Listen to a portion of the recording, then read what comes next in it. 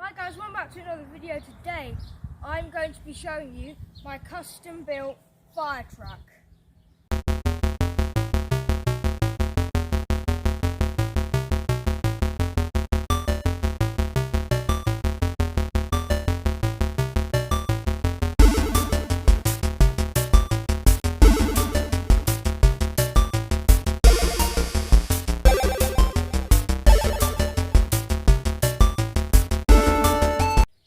Let's break down how it works. So we're using a drill as a pump because it was like the cheapest and best movable pump without having a big power supply. So we've got our batteries here for the pump, and we have to do a bit of jerry rigging with this clamp. We have to go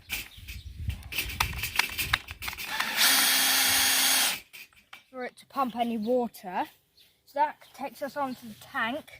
These are made for offices in their big water dispensing systems. Like where you put a cup under, click a button and water comes out.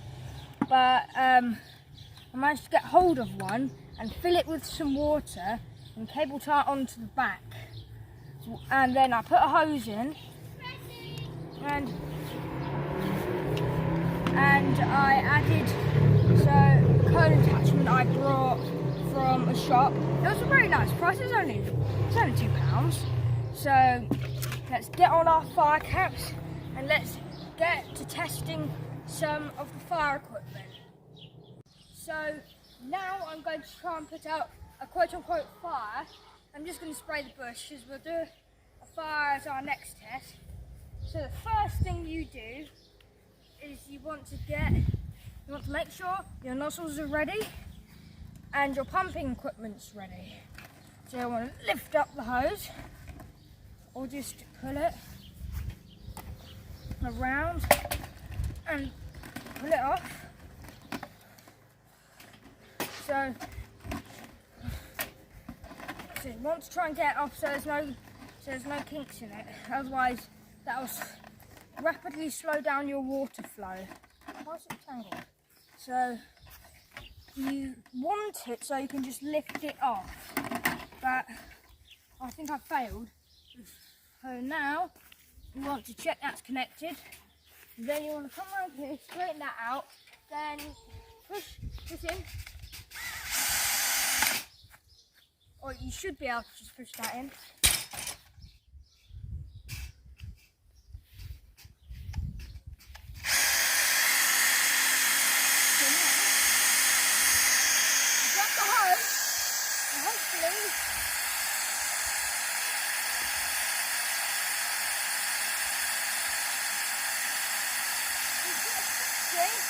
You should have a working hose.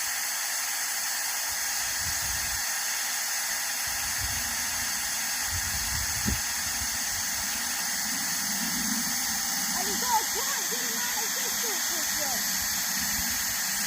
You know, I can warm my tree or put out fires, what this is it's for. So in the last clip you might have spotted this number plate. There's one on the front and also one on the back. So if you want to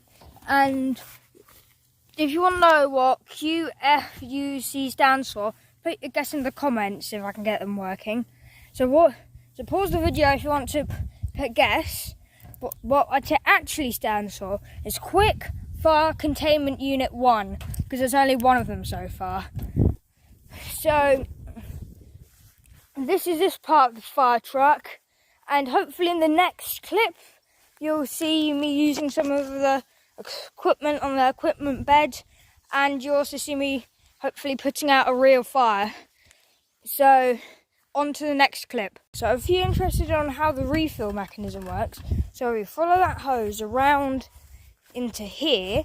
What I do when I want to refill it is just to take that off and put it into the hose all the way over there.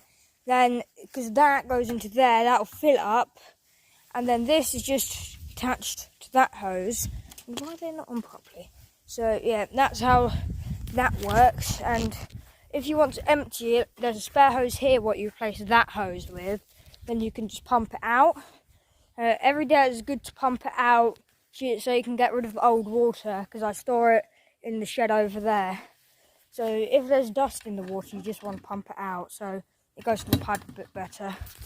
So yeah, and let's get on to playing with some equipment. So we've got some equipment. So you've seen this hose already to pump it out. So I've got a spare container, but first let's go to the front bay. So I have a mist spraying bottle. Should work.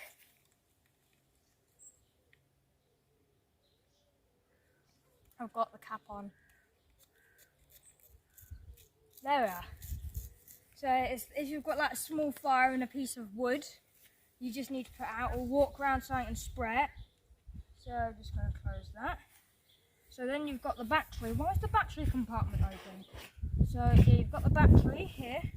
Well, it's batteries for the other battery. It's because that drill's not waterproof.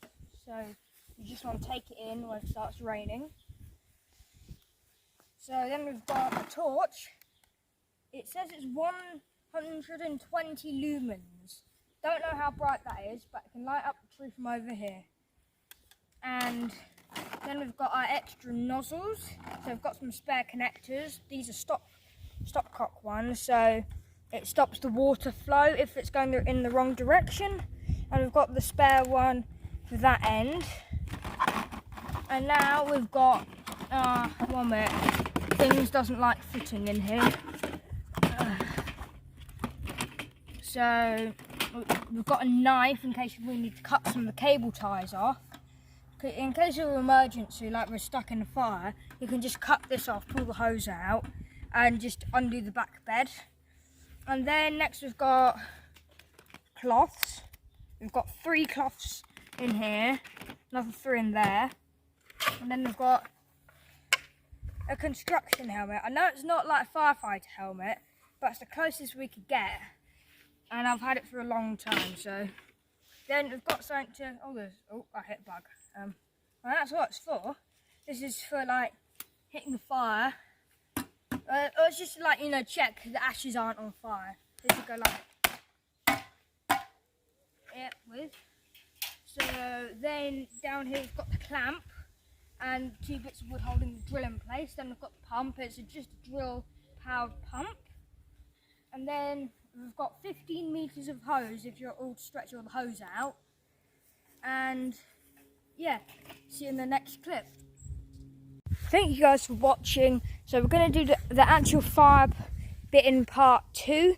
So you're watching part 1 right now with going through the equipment and how it works. And we'll see you in part, just saying part 2 will also include me showing you how it fills up, like if there was a real fire, how it'd be, filled up and stuff. So yeah, see you in part 2. Please like, subscribe, and hit the notification so you can be notified when part 2 comes out. Thank you for watching, and now I'm going to go and eat some lunch.